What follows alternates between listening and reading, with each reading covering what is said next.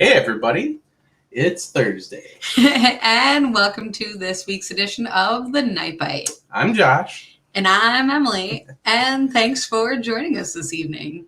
Yeah. So we've had a lot going on this week. Last week we had some consistent temperatures towards the end of the week. And so we had actually some great fishing last week. And so we can get to that a little bit. But, since then, we've actually gotten a lot of rain. Really some parts of Wisconsin I saw got 5 inches. That was not us. Nope. But that was actually pretty close to, not far from where we are. So, for some of these people out there, especially this Wolf River system, Winnebago, there is a ton more water in there than there was previously. All those water levels went up, and sometimes it even changes the temperatures. I'm stumbling in my words because we actually just lost our guest. I'm sure that they're going to log right back in. We just did sound check and it was great. So just making us laugh. So with that, if you are here joining us tonight, let us know if you have questions, if you have comments. Let us know your water temps or what's working for the fish that you're catching, because I'm interested in hearing that. So with that being said, how was our fishing last weekend? Fishing last weekend was great. We found a bunch of fish on the weed lines where they're finally supposed to be. I was actually just about 5 minutes ago looking at some of our past fishing adventures on Facebook memories, and we were over at White Clay catching fish in 30 feet of water because the water temp had gone from like 84 to like 73 or something, and they were all staged over deep water. And yeah, so hopefully this weekend is not that kind of a story. We get back to twisties and Jim, stuff. you're listening in Minocqua. Dude, where are you? Because I'm jealous. That sounds awesome. But one of the things that Josh had mentioned is, the weed lines. We were talking all spring and I guess early summer about how the weather has been crazy. But with the weed lines finally growing in, some of that scum is kind of being taken care of, kept by the shores. That was really crazy in some of the lakes. But when you can find those weed lines, maybe depending on the water clarity, the depth that they're at, you're just laughing at me over here. That's the most consistent fishing that we've had in a while. Yeah, and it's fun. It's just fun to go out there and catch, and you catch little ones and you catch big ones, and it's just a whole day of catching. So. That is absolutely for sure. So if you are out there catching panfish, let me know what bait you're using. I'm just interested. We've been using twisty tails, and I've been using some high-gel plastics. And I got the Lucky 7s from Extreme Plastics. You're welcome to borrow some anytime. But the one thing that we did find this past weekend, as opposed to, some other weekends, size of the bait actually did matter. We were on a lake. I don't know if it was just this lake or I guess we tried other places, but this weekend it stood out. A larger bait, maybe a 2.5, almost 3 inch twisty tail, was on average absolutely catching a bigger crappie than any other type of bait. And we use quite a few because the other thing that we found is it's the time of the year when all the small fish are biting. And if you use something with a small wiggly tail, that gets bitten off no matter how strong your plastic is. I like using the Northland Crappie Thumper Jig. I can't remember if that's a paddle tail, but that's what I was going to say is we sometimes will put on a paddle tail plastic to prevent some of those bite offs. So anyways, crazy weekend, and I'm excited to see what this weekend has coming up as well. Well, with it being so hot, we figured we'd get back to talking a little ice fishing in July. So let's bring on our guests. And edit stream. There you go. Hey Frank. Hey Jackie. Hello there. Hi. How are you guys doing? Good to see Wonderful. you, Joe. How are you? Hopefully everybody else can see us too. Yeah, absolutely. We lost you for a quick second, but it looks like you logged back in and it's going just fine here. We like ice fishing. Yeah. So I guess before we get too far, can you introduce yourselves and, tell us about your company? Well, I'm Frank, and this is my wife, Jackie, Jacque Wilkins, and we are the creators of and manufacture the ice fishing product called the IceWell Livewell. You got In one? fact, I think I got one right here. Oh, awesome. See if that works. There we go. That is the IceWell Livewell. And the IceWell Livewell was, most of us when we're sitting around working, which I was that day, but I was wandering thinking about my ice fishing. And I was actually just wondering why there wasn't a little better way to keep my fish when I was out on the ice. And so as I wandered through my mind, I started doodling some stuff, which people will do at times. And so I sat there and doodled the product, basically. The only thing that has changed between the current product and my images that I drew that day was I had created holes for the water to go through instead of the slots, which we ended up with. But at the time that I presented the CAD designs and stuff to the manufacturer, he says, yeah, he says, but do you have to have holes? And I said, what's the matter with holes? It lets water in and out. He goes, it may do just that, but he says it will be terribly difficult to create a mold that I'm going to be able to work with. Yeah. And I said, well, just immediately it hit me. And I said, well, what about slots? I says, I'll have the drawings redone. I'll have it recreated.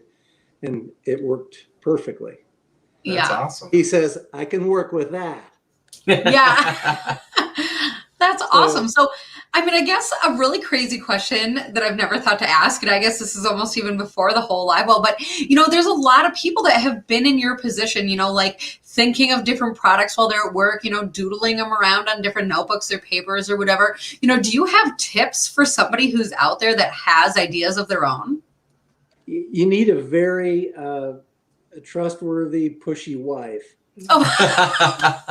Because I made the mistake of You got lucky. Yeah. I made the mistake of going home, and I took it home and showed it to my wife.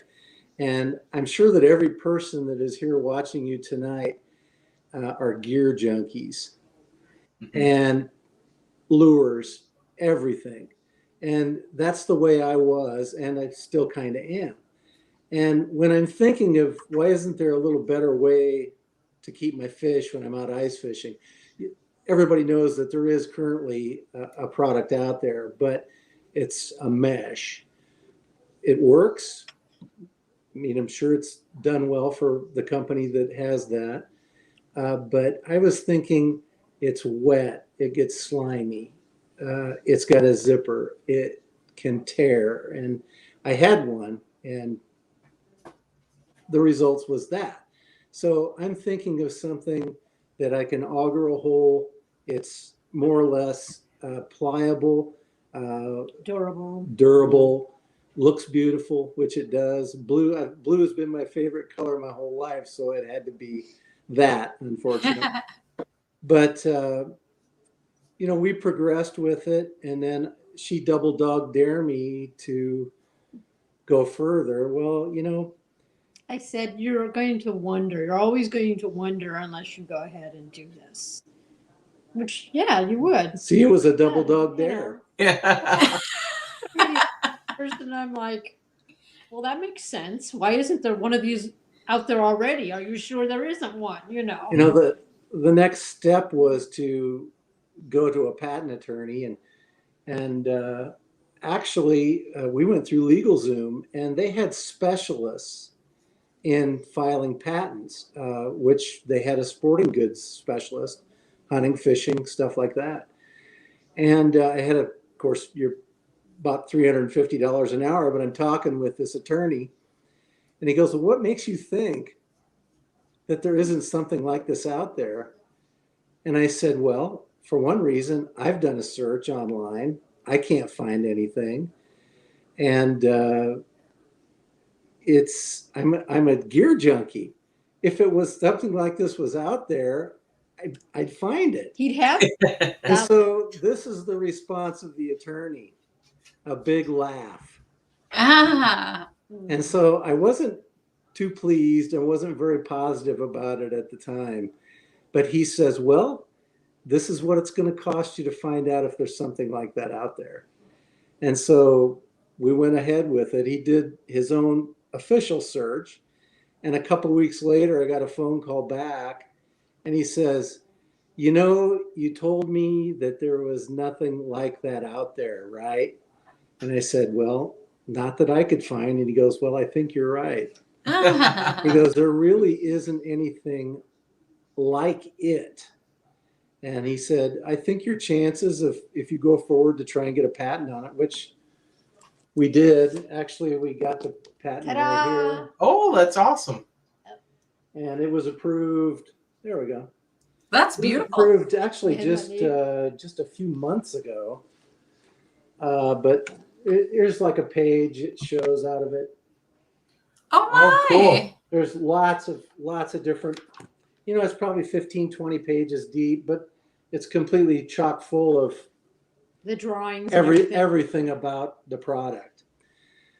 That's super cool. But, Yeah, it is cool. but we had a good laugh, he and I, over that because, you know, just because you're a junkie on products and fishing and hunting and stuff doesn't always mean there's not going to be something out there that isn't going to be exactly like what you're hoping that there isn't. So, Mhm. but we were lucky, and He was cool though too, because he was an ice fisherman too, wasn't he? Oh. well, he was from California. He really wasn't, but he had friends, or it was either friends or relative in He knew about Minnesota it. He knew about it. that were ice fisher people. So yeah, he was good with it, but it took. I think we applied for it in, I don't know, it was early 2017, and we Yeah. just got it. So it takes a good Takes couple a of long years, time. Mhm. and this Yeah. stuff, Yeah. that's Yeah. what they really like is money, and it takes time, a lot of effort, and some money to get it done.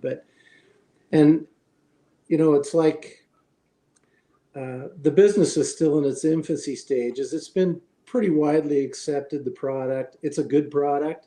Mhm. We have multiple people that have bought numerous times for family, friends, themselves. You know, they come out and they say, we not only like it, we love it. Where's it been all this time? Well, you know, we just thought of it a few years ago. Yeah. Oh, you But- thought of it. But yeah, it's very well accepted. We're very pleased with it, and we're pleased that it got a patent. But we haven't turned a dime in profit to this day yet. Everything we make, we turn back into the company to try and help the product to succeed better. Well, and that's a really great point that I appreciate that you're making. You know, I think, well, one of the first things I did is I said, you know, can you introduce yourself and your company? And I kind of realized is that even the right word, business? You know, because company almost implies, you know, somebody that, you know, maybe has giant warehouses or tons of workers or like, you know, whatever that means. And I think especially, you know, you've been to ice expos, you advertise on social media. And I think sometimes people just assume that means that you're like a giant out there somewhere. We're not really a giant. Actually, we do most of, we have been very lucky. We are in Shields. We're in Reed Sporting Goods. We have sold IceWell Livewells from coast to coast. We have loyal followers in New York. We have loyal followers all the way out in Washington. And I mean, we've got Shields out in Montana and stuff. They sell quite a few of them. People really, when they first get onto the product, they really like it. Then after they use it a few times, I have husbands tell me that they're ordering another one because the wife wants her own. Yeah. And the wife says, I'm not going ice fishing without the IceWell Livewell. I've got some people up in North Dakota. He says, yeah, my wife says we're not going ice fishing without it. That's good. Yeah. You know, we want this model to expand. We do have another model. We're trying to get ahead a little bit before we jump into the other model, which is a larger model. Now this current IceWell Livewell fits perfectly into pretty much any 5-gallon standard bucket out there. I also love to use them in the 6-gallon buckets, and because it drops down in a little deeper, but this current model fits right in a 5-gallon bucket. It's not made primarily for panfish, but it'll easily hold over a good couple dozen crappies up to 12 plus inches, and still have enough room in there. They can still move around a little bit. It holds eater walleyes, fantastic. Those 15 to 18 inch eater walleyes, their tails may hang out 2 or 3, 4 inches, but they're just sitting there. I always like to say they're waving at you. Their head down into the product, and they're alive, and the tails are up there just waving at you the whole time. But the next model that we have, the CAD designs and stuff ready to manufacture, the only thing that's holding us up is the green to create, it's a high pressure, high temperature production molds for this injection type molding for these products. Yeah. And so the molds are very expensive. The molds that we have for this model, it's a 2-piece injection mold. We have a lid, and then you have the body, which is the actual Livewell part. But they snap together, and they snap together so well that they're almost like a single unit and have the strength of a single unit. Yeah. But the next model is designed to fit into a 6-gallon or larger bucket. And we have a redesigned lid, which will allow easier access to drop larger fish or fish into it. And then it has prominent tabs in this model, instead of having a bar across, there are tabs on the sides, and you just reach down, and then while this is in the way, the tabs are not. So you just reach down, grab the tab, and pull it out of the water, and it'll be just as strong as the handle on the current model. But it'll be designed to fit exactly into a 6-gallon bucket, so it's easily going to be called. I'm contemplating we'll call it the walleye model, because it'll easily hold those 20-inch plus inch walleyes. I'm all for turning the bigger breeders back, even in the dead of winter. But boy, those 16 to 20-inch walleyes are such good eaters. They're kind of hard to turn back. So. But it'll keep those babies alive. Yeah, that's absolutely for sure. And everyone has kind of experienced that, moment of trying to have to clean a frozen fish, that really makes things so hard. Yeah. It's like ridiculous. So when you have a way to keep those fish fresher, that's just better all around. So the way that it just fits in an ice hole, what size do you need? Well, it fits best it'll fit into any true 8-inch diameter up to and including a 10-inch diameter auger. There's some augers that are smaller out there. Actually, there is a brand of auger that is only like 7.5 inches. So actually, the bottom of this IceWell is tapered. And if you do have a 7.5-inch auger, this diameter at the bottom is 7.5 inches. And so it's tapered to where, as it slips into the hole, it comes up to 8 inches right underneath the bottom of the lid. Oh. So if you've got an auger that's a 7.5-inch diameter, all you have to do on the smaller diameter augers is a couple of different things. If you got a 7.5-inch diameter auger, take the auger when you start your hole, do a counter or clockwise rotation of it till it goes just say 3 or 4 inches deep, and then finish your hole, and then it'll still fit into a 7.5-inch hole because it'll drop all the way down to the top of the ice. There's another way. Guys are doing this quite a bit that have even 6-inch augers. They'll auger a 3 cloverleaf hole to where they intersect on each other, and then the internal diameter of the hole is large enough that you can drop your IceWell in with no problem. And the way these new augers cut through ice. So fast. To cut a 3-hole in a clover leaf all the way through, I mean, unless it's 30 plus inches, typically people are out there early. So if they're on 6 to 8, 9 inches ice, they can cut a 3-hole clover leaf to drop their IceWell Livewell in, probably in less than 15 or 20 seconds, maybe 30 seconds at the most. But then they don't have any trouble with it at all with a smaller diameter. They just drop it into the center of the hole they just made, and it's ready to accept fish. So, That's actually awesome. good question, Emily. Well, I was gonna say maybe I don't know.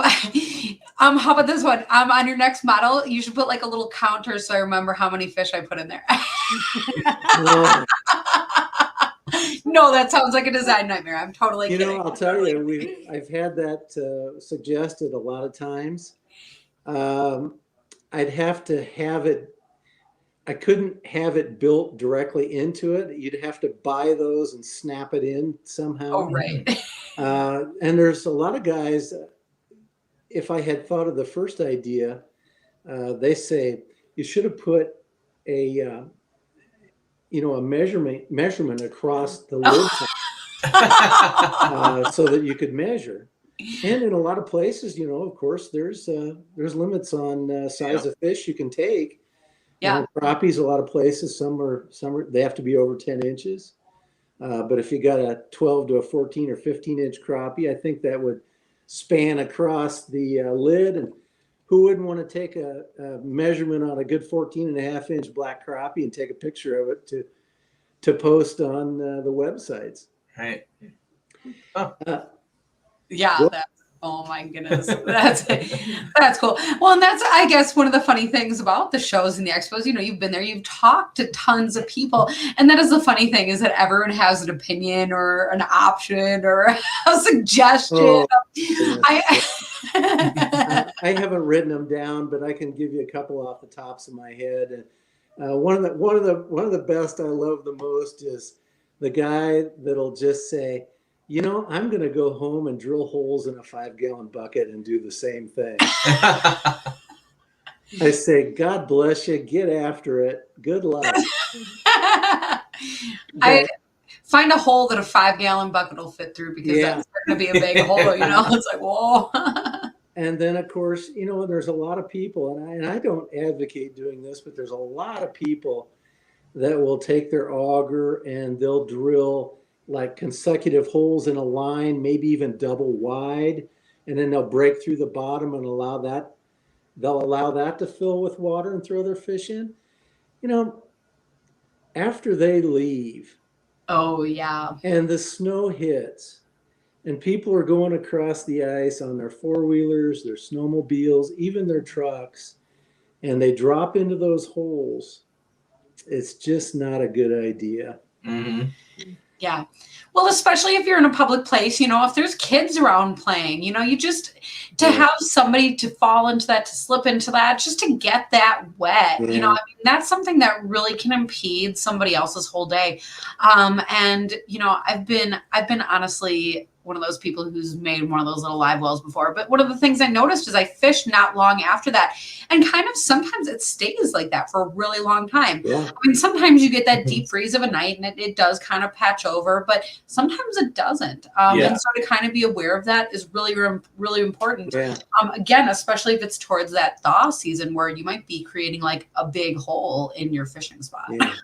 Mm-hmm. Yeah, I just don't think it's a good idea. And people do what they want. Unless the Game and Parks or Game and Fish absolutely prohibits it, they can do whatever they want.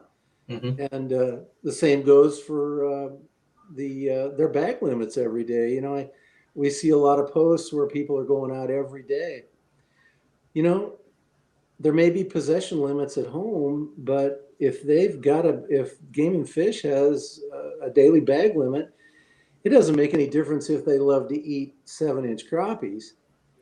They can take their limit of 7-inch crappies. I don't advocate keeping smaller or even the larger ones because, I tend to think, but populations of panfish, I mean, they really are prolific, but it's just, it's me, I guess. If somebody has a limit on a panfish every day, and somebody posts every day that they caught another limit, God bless them.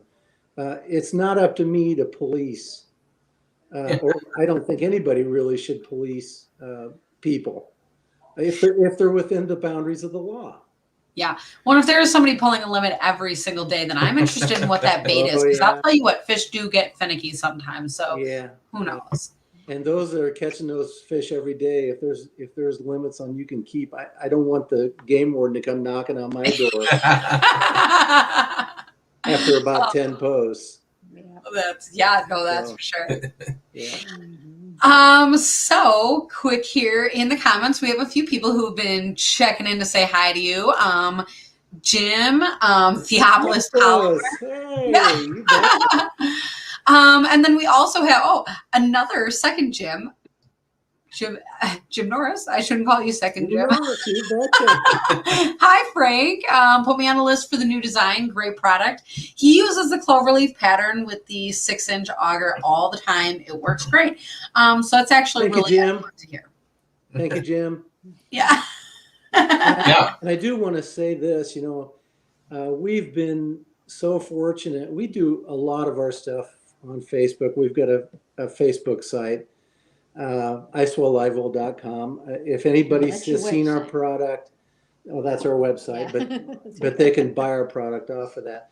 But what I wanted to say was those two guys and probably 500 more, we've been so blessed, I'll say, to be accepted by so many people that have used the product, tried the product. We believe in putting the product into people's hands, and we've been amply rewarded for doing that, because when they use the product, they just say, we're just so happy to use it. It works great. We love it. And we do a lot of business through many websites, ice fishing websites, and God bless all of them. We try to work as best we can with them and do as much as we can for them. We do a lot of sponsorships. I don't know if we give more product away than we sell, but we do. We do give quite a few away. We do. If I have somebody that really wants one and they can't afford it, so I've done it. Yeah. For tournaments and things too, they're nice giveaways for tournaments and for the kids that are giveaways for prizes for things. Now, that being said, Josh, I don't know if you and Emily have one. Well, and see, that was the thing is that we use Razor ice augers, and they're a smidge under 8, and so that's why. So we never didn't want to like buy one from you guys and then bring it home and be like, oh crap, and then have to come back to you on it. So we were actually. You're not going to get away that easy. If you're a smidge under 8, you just auger about 3 inches deep in a circular pattern and drill it straight through. Drop it. So last year we got a 6-inch auger from Razor, and so we could run the 6-inch auger in the cloverleaf, which is something that I would like, because it does give a little bit more room for the water to move around in the hole too that way. Well, I'm also thinking like the Razor is not a 7.5. Like you're talking about it being an 8. Like there are some that are even smaller. I think the Razor is just a smidge under 8. Yeah. And so when you're saying like a 7.5, like maybe you can even make work. I'm like, I'm thinking mine will work, So actually, this has been really cool for me to learn about. I'm actually pretty excited about this. Yeah. Well, when we get done, be sure and send me your address. So. Another question maybe some people would have if they haven't experienced, been able to talk to you at shows, or if they've never used one, what about it freezing in? A lot of anglers like Emily and I fish a lot outside. There's guys that like to leave their wheelhouses overnight and stuff like that. So like what kind of tips do you have for them for that kind of stuff? Typically the guys in the pull out pop-ups and stuff don't have that issue. I do on occasion have the ones that are in the pop-ups. I don't know why they do this, but they auger them outside, and they'll put the IceWell Livewell outside while they're on the inside where they can monitor it and they're in the nice warm air. But of course, sometimes, yes, you are exactly right. If a person ignores anything in an ice hole under the conditions that sometimes we're in out there, yeah, it'll freeze in. And I think I had maybe only 3 or 4 this last season. Yeah. And every single one of them confessed that, yeah, we let them freeze in. We have more of a problem with the people in the big ice castles and stuff. They like to drink tea all day long. Yeah. Not saying they do, but some do. And sometimes they switch from tea to something else before they go to bed, and then they go to bed and they leave everything in their holes. And some of these, they have a lot of breeze that blow through underneath. And we get into these anywhere below zero, 20, 25 below zero with a good stiff wind. If it's blowing underneath there, it will freeze from, I got to get my hand in the right place. It will freeze. It will freeze from under. Oh. But people have learned that if you put something in an ice hole, no matter what it is, whether it's the IceWell Livewell or your transducer cord or whatever, if you neglect it, yeah, it's going to freeze in. That's not a Frank and Jacque rule. That's a nature rule. Yeah. That's an outside going ice fishing rule. Yeah. And I mean, how many times, sometimes you're fishing a couple of lines, even outside or whatever, and the hole over here is the hot one. The hole 8 feet away over there is the cold one. So you're fishing the hot hole, and an hour later, you forget about the other line in over there, and you go over there and it's frozen. Yeah. My suggestion is if you're putting anything in an ice hole, you should check it frequently, every 5, 10, 15 minutes at least. With the IceWell Livewell, just pick it up, turn it a little bit, put it back down. I've had people tell me that they've even used a little like Pam spray, and they'll spray under the lid. And that's just so that the water won't be able to get such a good grip on it. But that's a good idea. The big thing is you don't really have to do that if you just watch it.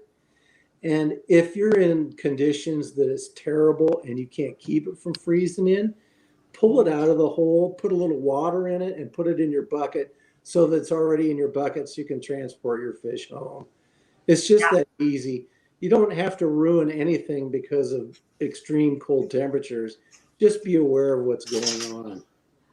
Well, and that brings up a really good point too. So one thing that I've always liked about the design is that it does fit into the bucket, so you can put your fish in there. You can keep them on water all the way home. But just like anybody knows, summertime or wintertime, like you put fish in a bucket and either they're swimming around and then they poke your hand up, or they are dead and they're slimy and they're wet.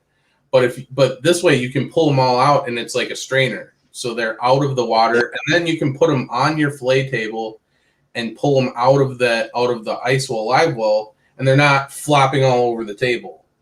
And that's something that I really like as a pan fisherman because, they can go all over the place. You bet.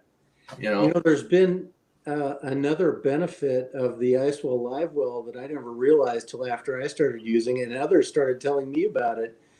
When you pull the IceWell Livewell out, if you would just pump it a couple of times, I do that, but a lot of people don't. I'm just suggesting it. But if you were to pump it a couple of times and then let it drain, even on the trip home, when you get home, your fish will not have that big aggregate of slime on them.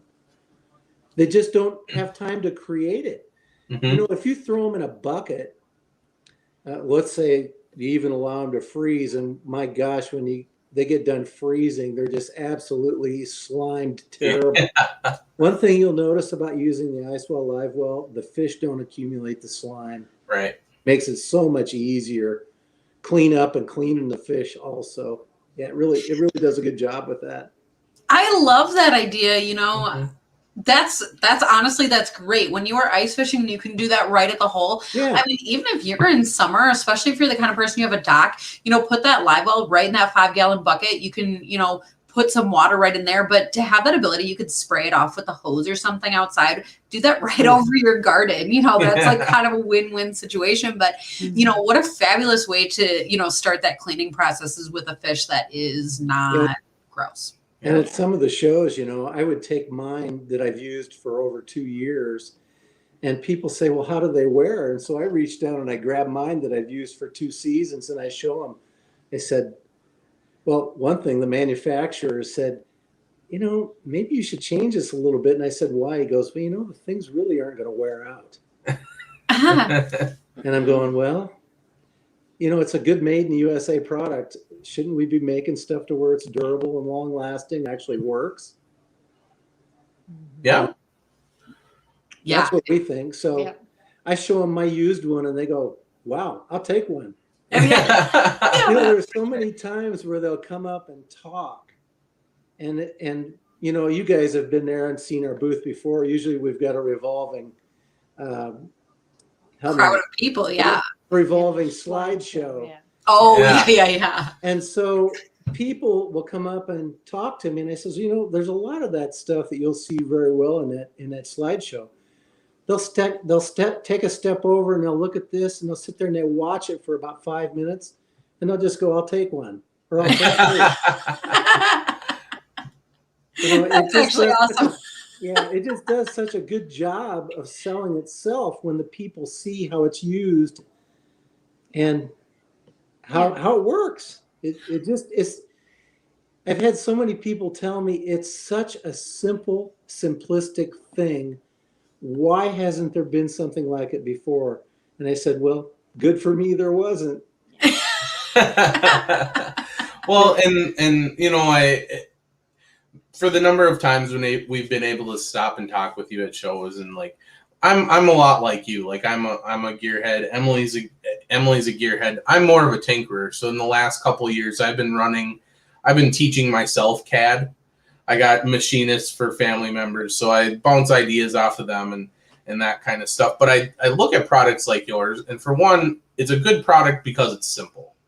Yes. When you have something that's simple, people tend to gravitate towards it because it's not specific. Yeah. So they can use it for multiple different aspects. And there's I'm sure there's people that use it for gardening, and there's people that use it for, tool stuff or, all kinds of stuff. But one thing about it for me, for the fishing aspect of it, is I don't keep a whole lot of fish to eat. But if I'm taking pictures, but I want the fish to be alive for a few minutes. I'm not going to leave it all in there all day, but I want it to be alive for a few minutes so I can maybe catch a couple to take pictures with. But 2, then you don't have a giant pile of fish sitting at your spots. So people don't see, you can put a little mound of dirt or a little mound of snow around the blue top so people can't see the blue top. And it just looks like an ice hole. And then you're there and people just assume that you're not catching any fish. The first year that we had the product out and I was out fishing, I had several people over the course of the day that would walk from hundreds of yards away to come over because they could just barely see a little blue line on top. And I was throwing fish in, but they couldn't understand what it was. That's really funny. And so they would walk hundreds of yards to come over and see what was going on. And, I had one guy, I gave one day because I had another one in the truck. But I had several people that would come over and want to buy it from me right there on the ice. Yeah. And I said, well, I'm still fishing. I really can't. But I always carry a card with me, and I give them a card and say, get online. The shipping's free. You can buy. But it's just amazing. One thing that's good about that is if you don't want people to know where your hot spots are, don't throw your fish on the ice. That's another reason not to throw the fish on the ice. Because invariably, if you're keeping some fish you're going to gill hook one or something, and they just bleed like stuck pigs. And so fishermen aren't stupid. If they're walking along and they see ice that's covered with blood, they go, I think we should stop and try fishing here for once. Yeah. So Yeah. it does a great job of hiding it. And then another thing, well, there's so many ways to use it. I've got so many people these days, during the past couple of ice fishing seasons, they love to keep those eater walleyes. And people are kind of in a phase now to where they're bleeding them a lot. Mm-hmm. So what they do is they trim that gill portion down there. They put them in the IceWell Livewell, no blood. Yeah. It filters out through there, and when they go, they say they just pump it a couple of times. They're completely bled out, and they're ready to go home and fillet. That's perfect. Yeah, it works well for that. That is great. Mm-hmm. And I'm dying to hear, and I'm sure you've had this question a million times, but when are you coming out with a pink version? Oh boy, we've had a lot of requests for pink ones. You know, it's not that there never could be other colors. It's just trying to get the product accepted for what it is with the standard, which I think is the color. Oh, yes. Oh, yes. Yeah, yes. But yeah, I mean, I've had people want to contract through me to try and, custom build their own for the color they want. But I have to turn, right now I got to turn them down because I want it to get standardized and go from there. Mm-hmm. Mm-hmm. Another use for the IceWell Livewell, and it's kind of done well that way. I don't advertise that very much, but there's a lot of kayakers out there. Oh. And they look for ways to keep their fish. Some people keep fish when they're out kayak fishing. I've got some buddies, they primarily are catch and release, but I did have some floats made. I do have floats here that I send out. If anybody is interested in a float, I have to just ask for postage to have it sent, and that's about $8, but they can email me or something. I can give them additional information if they want one. I think I've probably got about 30 or 40 floats left. Okay, so this is amazing to me. I don't mean to cut you off, but like a float, like a ring that the Livewell goes in, and then it like floats with you on your kayak. It's very simplistic, and it's about 1.5 inches, maybe 2 inches tall. It's not made out of a material that I think is an end result material. Okay. The design is very simplistic. It's in a teardrop. It's got a hole in the end of it so that you can attach a quick detach device with a shortened rope on it to attach it to your kayak. The best way to use it is on a short rope and not to go very fast. Yeah. I do suggest people, if they use it, there's a quick way to do a great job with it, and that is get a 2.5 gallon bucket. Typically behind you, here I can't reach again, but behind you is where you're going to put your milk carton or something. And those 2.5 gallon buckets, round buckets will fit inside that. And so what you want to do is, if you're putting your fish in the floating ice well, which is being towed along by your kayak, when you're ready to travel, I suggest you take your bucket, fill it with water, put it back behind you, and then just lift your ice well out and just set it in the bucket filled water behind you. If you're going to travel 100, 200 yards, when you get there, immediately put it back in the fresh water. Sure. And so it works fine for that. It needs to have a better design, but there again, it's a lot of this. Yeah. It's a lot of time. It's a lot of work. But this thing for kayak fishermen and kayaking as fishing has just exploded in the last few years. It's a simple, easy way. If you love to keep your fish for the dinner table, it's a good, easy way to do it. So I feel like that's something that northern Wisconsin would love to put on the end of their docks. I hear you. There you go. Yeah, everybody plus that's wants really fun. You know, because a lot of times what we see around here is pool noodles and laundry baskets. Yeah. Yeah. Yeah. You know, that's what we see at the end of docks. But I'm thinking that people would really like this as a little bit easier way to handle fish. It's That's awesome. it's a simplistic product, and things to make it work and work better are also simplistic. Yeah. Yeah, that's the fun thing that I'm thinking about this is, we've had quite a few fun people check in the comments, saying that they love their live wells. But, especially as we go into ice season, keep your eyes peeled, in the different pictures that you see posted to social media, because it's amazing how often, the IceWell Livewell will sneak into the background of all of people's pictures. So, Yeah. that's kind of like, where's Waldo? But it's like, where's the IceWell Livewell? But I do know that you do also have some social media that you do post to. So where do people find that?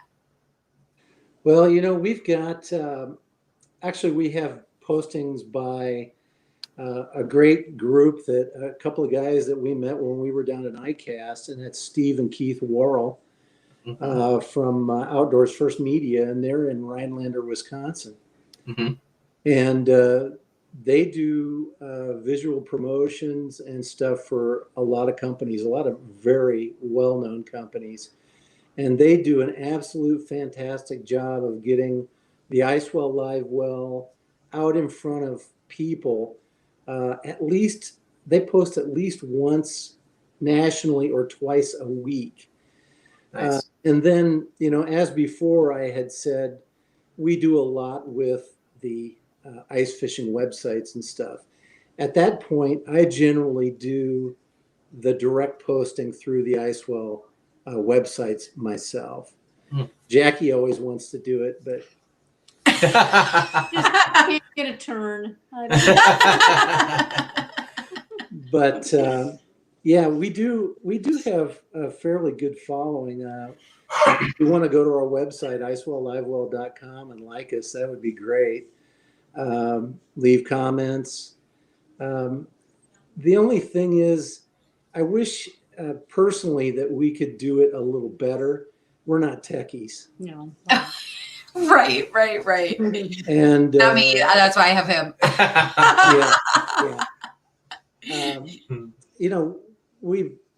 We maybe do a little better than muddle through it, but we're not techies. And so having Steve and Keith Worrell doing posting for us nationally on Facebook really helps us. And boy, he reaches a lot of people. That's and awesome. They're a great organization. We met them. I met them down at ICAST 2017. And of course, everybody, you've been to ICAST before, haven't you? Nope, not yet. I thought you had. But anyway, the ones that are in the, they report, I'm trying to think of what they call them. The news media. Media, they wear media badges. And so I wasn't there for very long before I realized the media are the ones you want to have stop at your booth. Oh, yeah. Yep. And so probably midday through the first day I was there, here come a couple of guys that were just practically zooming past me right in front of the booth. And I said, "Hey guys, are you ice fishermen?" And they just put on the brakes and they turned around, and I think it was Steve says, "Is there any other kind?" And so it says, "I've got a new ice fishing product if you've got 5 minutes." And so, of course, they stopped. They were on the way to interview somebody, but they stopped. And they were there for an hour. Wow. Oh, that's fun. And I didn't have a product then. The only thing that I had at my booth was a life-size 3D prototype. Oh. It was so fragile. I was afraid it was going to break. But I talked with them about it and stuff. And actually, I think I got to blame them a little bit. Plus Jackie's double dogged area. But they sat there and held that and talked about it. And they were also saying, there's nothing like this. And I didn't even know these guys then. I just knew they were media. But one of the last things first of all, we talked for so long. They said, "Well, do you have a product? And I said, we were holding the prototype. And I said, well, when you get up and going, we would like to help represent you on Facebook. They did Facebook setup. Well, that was great for me. But anyway, Steve says before they left, he says, the ice fishermen in Wisconsin are going to go crazy over there. Yeah. Yep. And honestly, I think if I had to pick 2 states, maybe 3, I would say Wisconsin, Minnesota, and South Dakota does. Oh, Illinois too. The upper Midwest, they're tuned into it very well and they love it. And it's just spreading more and more. That's awesome. that is really cool. Yeah. But we love those guys. Yeah, they've been wonderful help in so many ways and very encouraging. Just really, really great guys. It's so cool. Well, and ultimately, that's kind of one of the best things about, the ice fishing community. Mhm. Some really great people out there, and definitely people who love to share about, their different products and stuff that they're finding, because, sometimes you even got to brag about that stuff, when your friends don't have that awesome stuff. So looking forward to getting to ice, maybe using one even before that. But can't wait for that Where's Waldo in the pictures this year. So that'll be a whole lot of fun. Yeah. I think I've got a picture I can send you that is an ultimate Where's Waldo. We sponsored a team in Wisconsin, a high school team in Wisconsin for 2 or 3 years. And about the second year, they were sending pictures and stuff, which was great because we just love to see these kids using the IceWell Livewell in their tournaments. And and they would take pictures of the IceWell up at the weigh-in and stuff. But anyway, they sent one picture over one time, and it just blew my mind. There had to have been 150 people in this crowd. And in about the middle of the crowd was one young man, and he was holding an IceWell Livewell, just kind of shone through the whole thing. And it's exactly like you just said. It was just like a Here's Waldo picture. And I forwarded that on to Steve in Wisconsin, and he just loved it. He just loved it. That's awesome. But we have a lot of people send a lot of pictures, and we just love to get them. Yeah, that's great, because we can use them too. And the slideshow, we used a lot of pictures, of course, that people sent in, and Steve made a video for us, and we added that to the slideshow. So we always ask permission to use their pictures, by the way. And I don't think I ever post any pictures with young people. I just don't want to.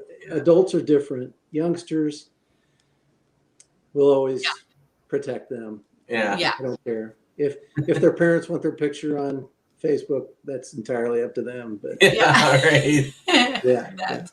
One thing I was going to tell you that one thing that people are using the IceWell for, and actually I've got one of them. I couldn't find the other one, but we've been in twice. We've been in the In-Fisherman. We were in the 2019 Ice Fishing Guide gear, and we were in the 2020 Ice Fishing Gear Guide. And they actually sent me a message, and I actually sent them a message. Says, well, how did it work for you? And they said, well, it worked fantastic, but we didn't keep any fish. But what we did use it for, they kept the fish that we wanted to photograph in perfect shape. Nice. And there's a lot of people out there, like you said yourself earlier, you may not keep fish, but it's surprising the number of people that go out there and they want to keep fish. They may want to catch several real nice ones and then take pictures of them and turn them loose. Mm-hmm. I don't advocate keeping fish in this and then turning them loose. Right. In my opinion, this product is to be used by the fishermen. If they're going to put fish in it, the fish are included in your daily bag. I don't recommend using this for even a short time because it lessens the chance for that fish to swim away. Yeah. Mm-hmm.